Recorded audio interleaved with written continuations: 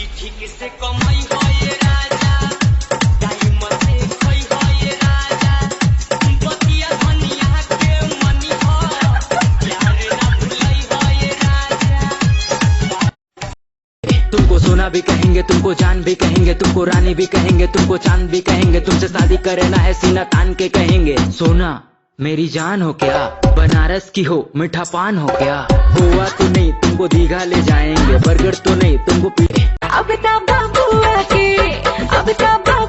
के गूंजी घर में हमके बुझता रुका तू बकलो ऊपर कब नीचे हाथ डाल बीचे बीचे, जब हला करी मुंह धके चुप चुप करे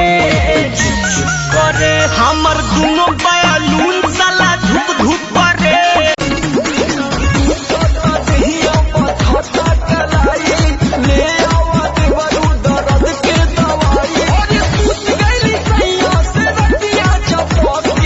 ककरी भइल बा कमरिया न कहीं चलो ना लव के क्लास करे के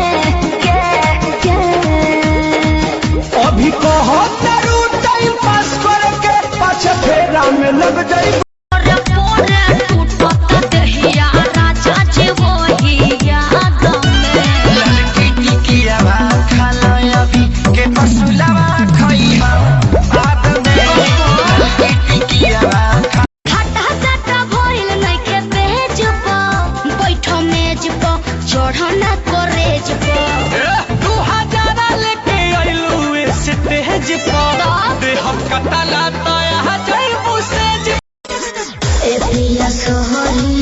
कोई मीना नैहर में दोसर खिलही ना लगत तू छो छुपावा ताड़ू हो ए हो खुके ना बती।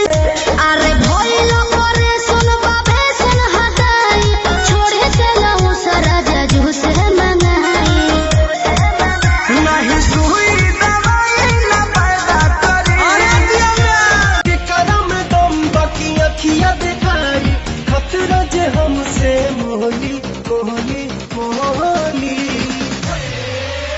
तमार दें धड़ाक से गोली।